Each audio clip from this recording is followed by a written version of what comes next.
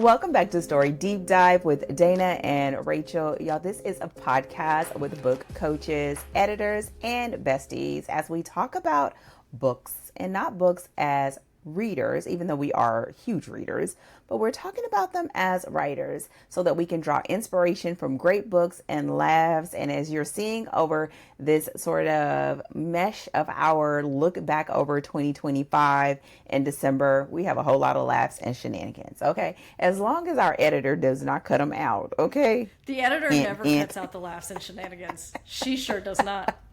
Let me tell you. So, as we get into this episode, this is our final episode of 2025. And so I wanted to sort of just look at our titles that we've had over this year. If you're just joining us, you have 11 books that you can go back and just gobble up. If you've been here the whole time, thank you for riding it out with us. And I hope you are as excited as we are for 2026. As I'm looking at my list, y'all, literally on my screen. So we started off the year with Ninth House. Then we read, listen, you made Rachel have to tell us the author's name because you know I'm not going to butcher. So Ninth House. Lee Bardugo. Then we went to Things We Never Got Over. Lucy Score. Okay. Then we did Dead Until Dark. Charlene Harris. Now, what I absolutely love is those three books, you already see how Rachel and I roll. If you ever needed to know, just do those three books in order. Then I guess I could, listen, then we had The Whistleblower. Which nearly killed Dana. Almost did her in. By Robert Peston, by the way. And then we had Indigo, which is one of my all-time in-life favorite books by Beverly Jenkins.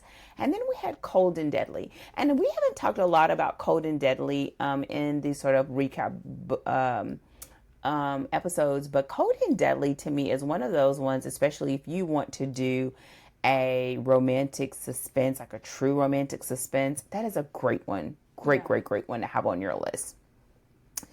Then we did One for the Money, which we've been talking about doing that book for years. I don't think we ever read that book together. Yeah, correct. We did Beautifully Cruel, which is one of my favorite books and one of my picks. Then that slid us into Sin and Chocolate with the Demigods of San Francisco, K.F. Breen. Then we had The Woman at the Library, which I think of all of your picks, I think next to Ninth House, I think The Woman in the Library would be my second top pick of yours. Yeah. And then our final pick for 2025 that we read was Twisted Love. And y'all, we literally have gone the gamut. Like we've gone from rom-com-y, small town, grumpy sunshine, to really skating a little bit into dark romance, having a crime, having Ninth House is its own genre, just say Ninth House. Yeah. and so I think what happened is we've had a really great year of having both equal parts, your picks, my picks, our picks. But what I found really interesting for me is it felt, well, first we picked him intentionally, but it felt intentional. Yeah. Right? Like when you think about the way some of the characters were braided, the way some of the plots were threaded, and as we went along throughout the year, even some of the books, when you look at the earlier picks versus the latter picks, it's almost like we sort of laid the foundation with some that was dead on, and then we sort of blossomed from there. And so I would love to sort of start the conversation with, what are some of the things that really rise to the top for you for 2025 as we close out this final episode of our first season of podcasting? Yeah. So when you say rise to the top, do you mean in terms of the way that it progressed, experiences, or all of the above? Do you have something specific in mind? Whatever floats your boat. This is we're here with you. Perfect. All right. Okay. All of it. I have the mic. Okay. Here it goes. It's funny because when we chose the books,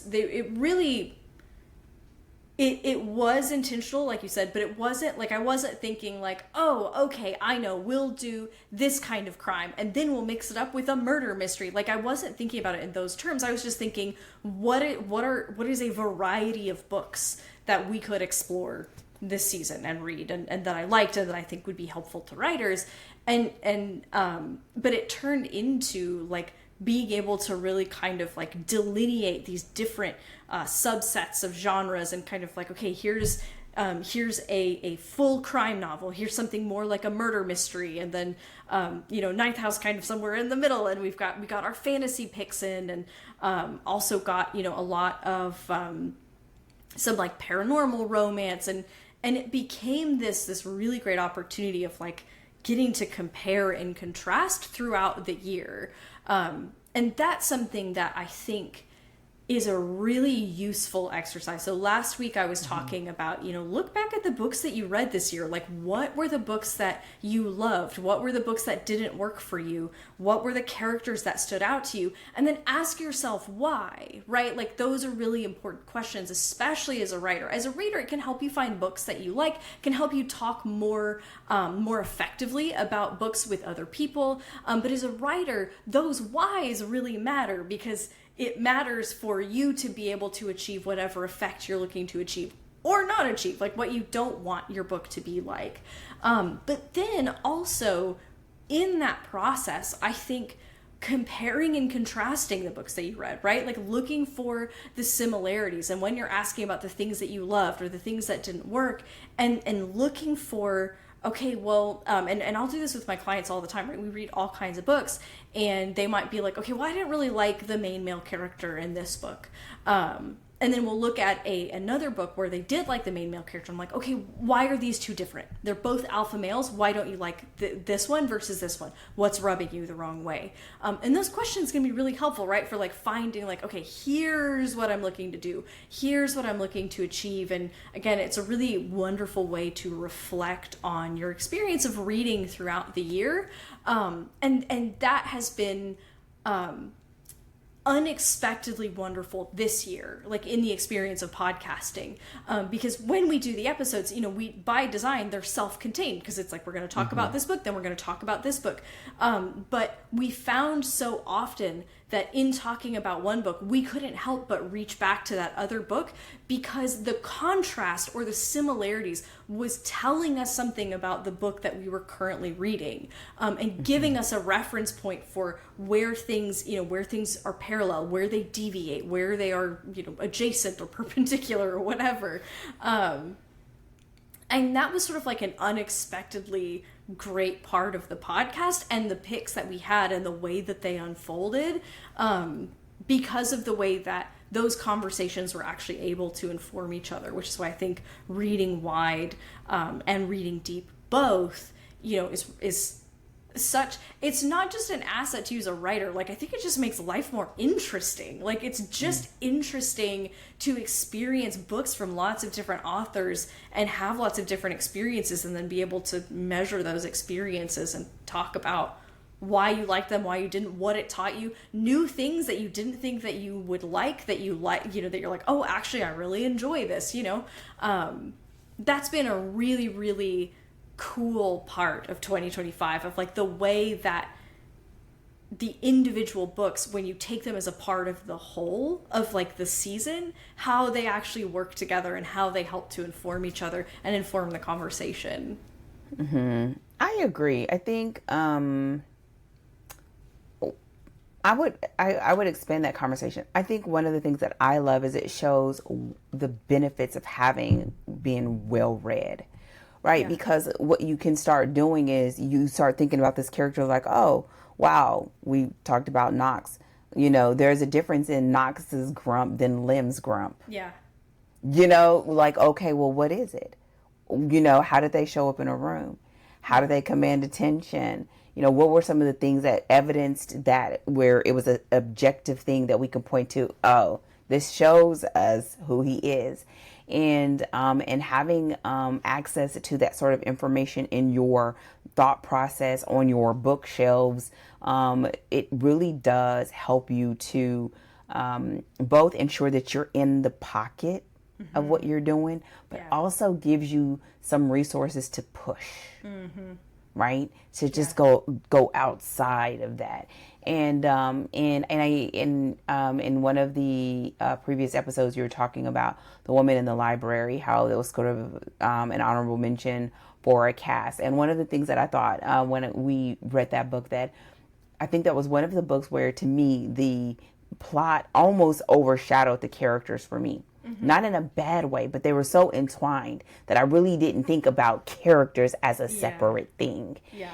But to me, that is even more of it's like it's equally as important when you think of another book like Knock 'Em Out, where almost all you think about is characters. You almost have to force yourself to think about the plot, other than her being a runaway bride. And so knowing that, I think sometimes when we consider ourselves as writers and creatives, like we forget that there are things about the actual experience of writing that informs how we interpret story and how we digest story. And so I think having the selections that we had, and not being in charge of the selections, it meant that you just like, listen, buy the book, buckle up. Yeah. You're in for a penny, in for a pound. And so I found those very helpful. I think also as we move forward, and we just found that it's almost like having a shared language. Yeah. Because we're building on something that we didn't realize we were building on. We just thought we were progressing in time. Yeah. Right. But we were building on the thing. And so I think that was just dope. And so the fact that it happened, and we just were picking our choices individually, while still having some consideration of the other. But I think us picking them individually, I think, made it even better. And trusting ourselves to each other of like, all right, oh my gosh, you're my friend. Here we go. Are you my friend? Are you my friend? It got called into question a couple of times this year, Listen. but we made it through. We're still here, and there's 22. We are still doing a podcast in 2026, so we made it out okay. and we're still friends, and so I feel like it makes me feel really excited about continuing. Especially because it's a huge commitment. And it makes me excited to have more writers that are listening and on this journey with us, and more committed to reading more. Yeah. And allowing themselves to read things that they didn't select, so that they can still get something from it. Yeah. And so with that said, I told you I was going to tease this out, but I'm really curious. Y'all now listen. We have probably picked like 80 to 85% of our books for 2026. Oh, yeah. So, i.e., it's not too late. You can put in your suggestions. I don't mean we're going to pick it, but you can put in your suggestions. I'm really curious about what book you are excited about reading. Well, I'm going to say two, and it could be the same book. Two questions. One, what is a book you're excited about reading? And what is a book that you are excited about having on the list for us to read? Ooh. Okay. Ooh, this is gonna be tough. Okay. Yes, I know. You know what? That's why I'm gonna go a little out of pocket with the book that I'm excited to read. And that is gonna be The Christmas Fix by Lucy Score. Our Christmas really book. Yeah, I'm really curious to, I loved Knock 'Em Out. I'm really curious about her other work, because I have books of hers on my list that I would like to read, because I wanted to, since I liked Knock 'Em Out, I was like, oh, I'm very curious about her other work. I haven't gotten around to reading any of them because my TBR is so full of other books that more imminently need to be read.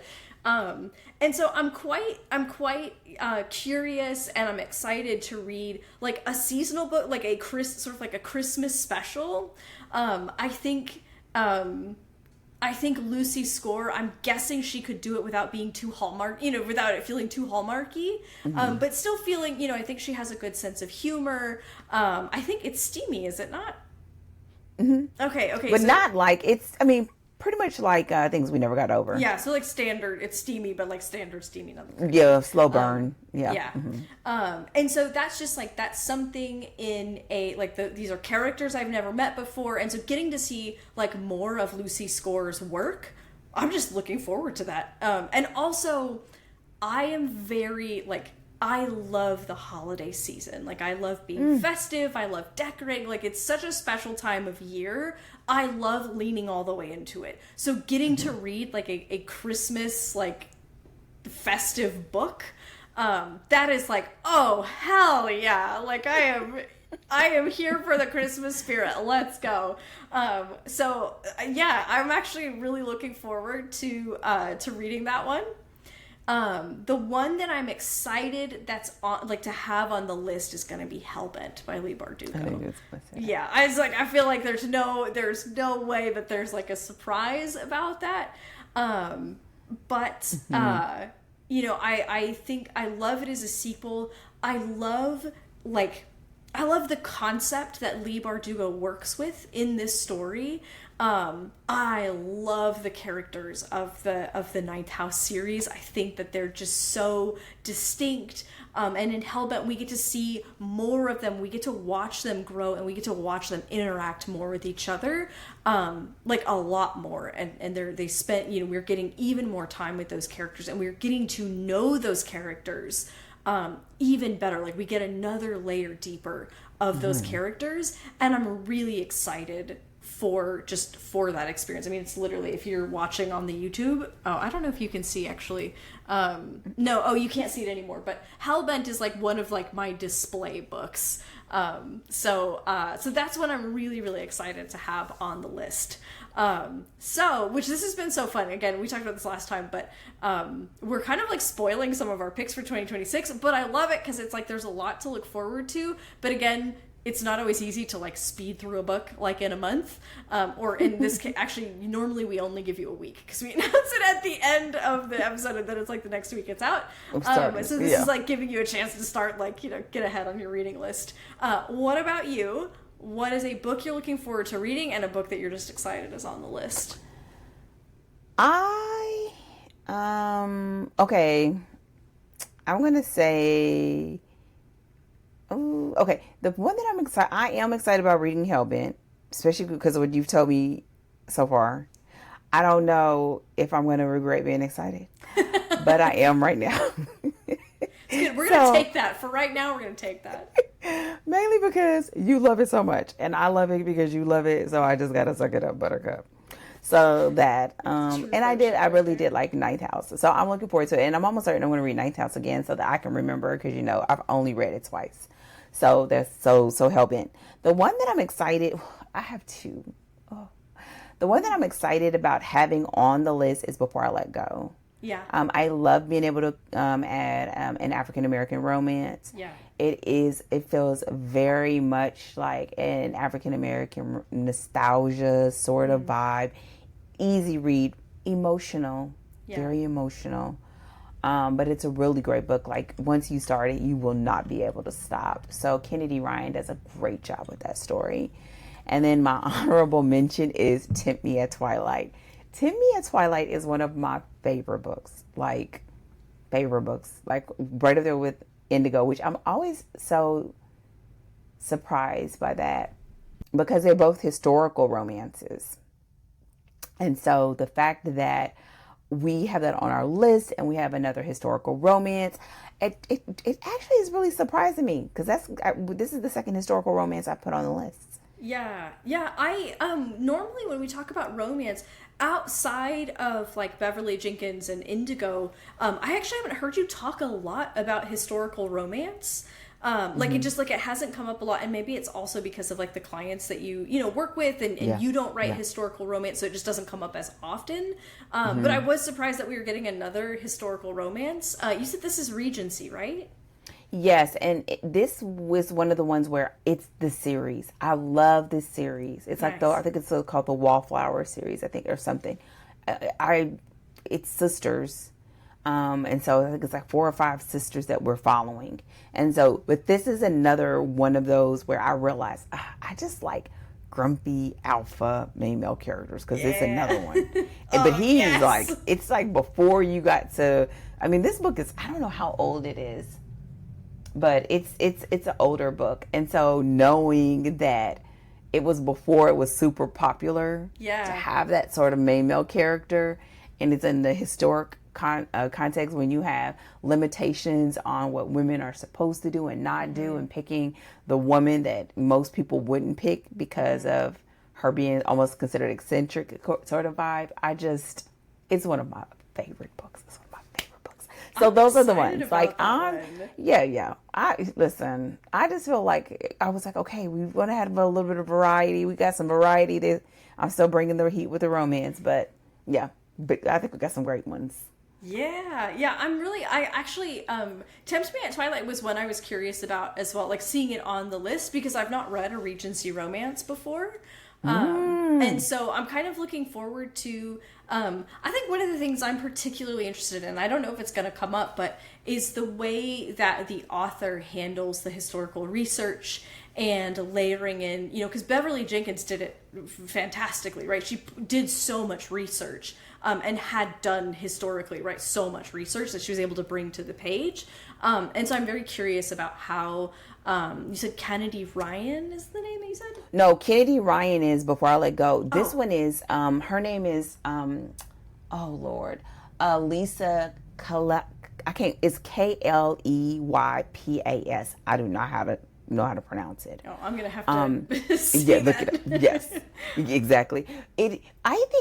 I believe that when you read this, that you will actually like it. I think it will be something that you will like. It's almost like you get equal parts of like a good romance that has a lot of other things sort of going on, like almost like a good fiction, because they usually are bringing in, cultural context. It's not as much as what we will see in like a Beverly Jenkins, but I think that's what makes Beverly Jenkins different.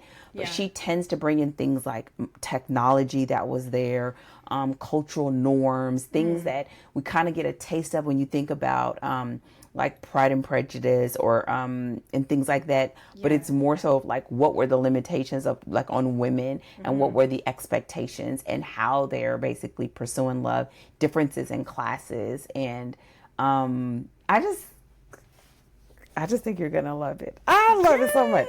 I'm excited. And then Kennedy Ryan is contemporary. It's just straight contemporary African American romance. And I think the thing that you're gonna find interesting about that is that the main couple, they're divorced.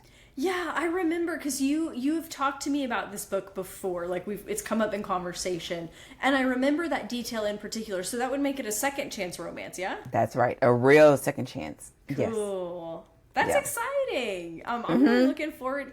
Honestly, I'm looking forward to like the picks that we have on the docket. So I'm going to be really curious to see how the historical romance is sort of like how that's handled, and just again how the research is sort of like folded in. But I like a story where there's multiple layers of things going on. And it just gives it that lift and that additional drive.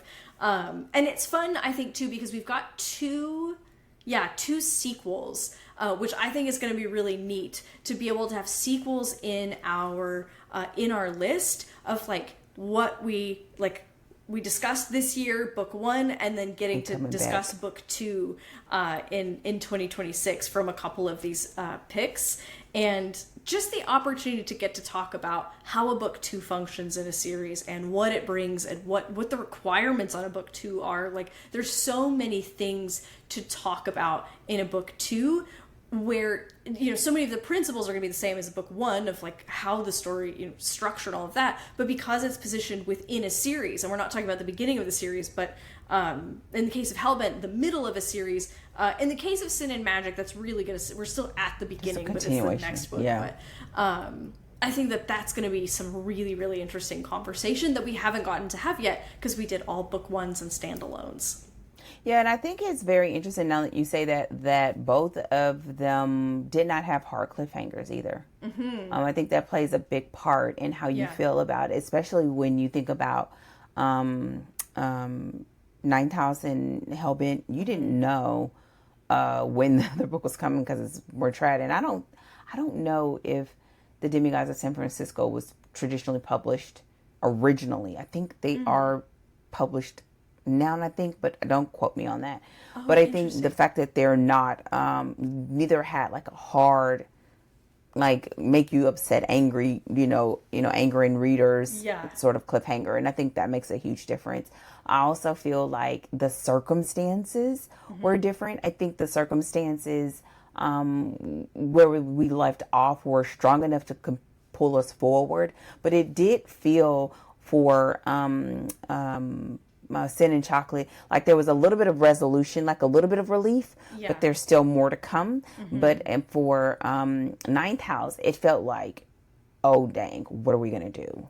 It was like it resolved the primary plot of the book, but it was kind of cool because we found out that this plot thread was actually a loose thread that wasn't finished, and that's how we sort of were able to springboard in preparing for the next book, which is nice because I think it gives you almost a little bit of a cliffhanger feeling, but without feeling like you got cheated by a cliffhanger, because the actual story of the book still resolved, but there's this thread that kind of pops out that is oh, there's still more on this thread, and then we're going to follow that into the next book, which is actually the same thing happens with Hellbent as well. So it's sort of this interesting thing that she does where she resolves the main story but then leaves this sort of loose thread that becomes the springboard for the next book.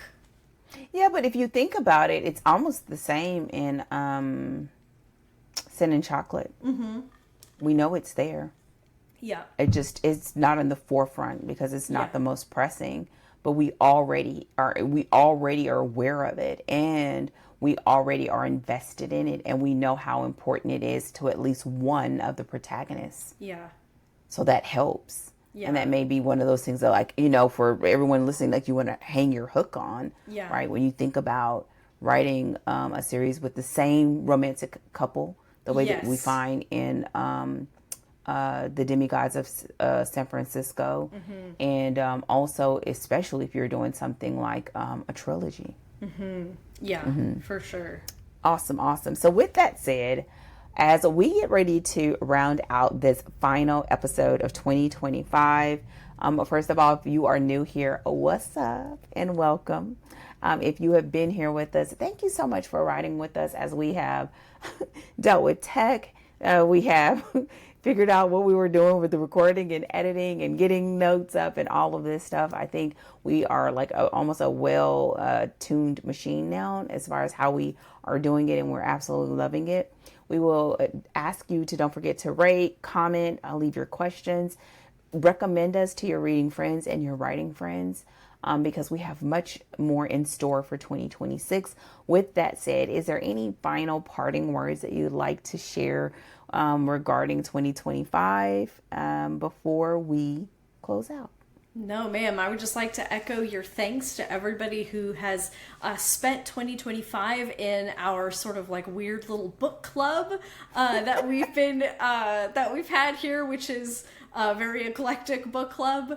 2026 is going to be a really, really good year. Don't forget that Mistborn is our January pick, so be sure to pick up a copy. You can get an ebook, audiobook, paperback, hardcover, special edition hardcover. You can get all kinds of versions of Mistborn.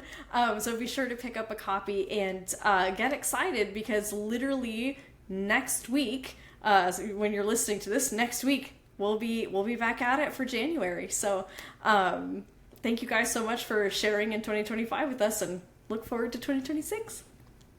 Well, y'all, I guess a final thing that I'll say, I'm absolutely loving doing this with my bestie. Thank you all so much for joining us. This is a labor of love, right? And we look forward to the picks and everything that we have in store for 2026. And we just want you along for the journey. And I'm looking forward to it because I know I'm being stretched. Okay. I don't know about you. Maybe you clutching your pearls, but I'm being stretched. I'm looking forward to not just sharing the books, but any insight that makes you excited about writing your book, any things that we talk about in the plot or the characters that have you sort of running to the page or getting aha moments that fill gaps of understanding, or things that you didn't know before. Maybe even seeing stories that you've read before, but you didn't see it quite the way that we did. Because I think that is one of the joys of reading and doing it in community. Absolutely. And so we just have more of it coming. So you know what? As Rachel likes to say, raise your hands or scream loud if you want to go faster. Scream if you want to go faster. Woo! I will never say that right, but that's what I meant. In our hearts, Dan and I both are like, hit the brakes, hit the brakes. Damn brakes. Oh my gosh. So with that said, thank you so much for joining us for the 2025 season of a Story Deep Dive with Dana and Rachel. We will see you in 2026, Lord's will, with our first pick of the year, which is Mistborn by Brandon Sanderson. If you did not know, Rachel's up to bat again. Brace yourselves, it's like 600 pages. It's going to be good. Exactly. Who keeps letting her pick the books? This is all. The audience is looking at you, Dana. They're like, Dana, you let this happen. This happened on your watch. Listen, don't come for me unless I send for you, okay? That's what I'd be like. Listen, she my bestie. We gonna do it. door stopper and all. So with that said, y'all, we are out. We did not say this. I hope that you had a fantastic holiday season, that everything is well in your world, and we will see you all next week for our overview of Mistborn by Brandon Sanderson. So with that said, we are out. Take care, and as always, happy writing. Goodbye.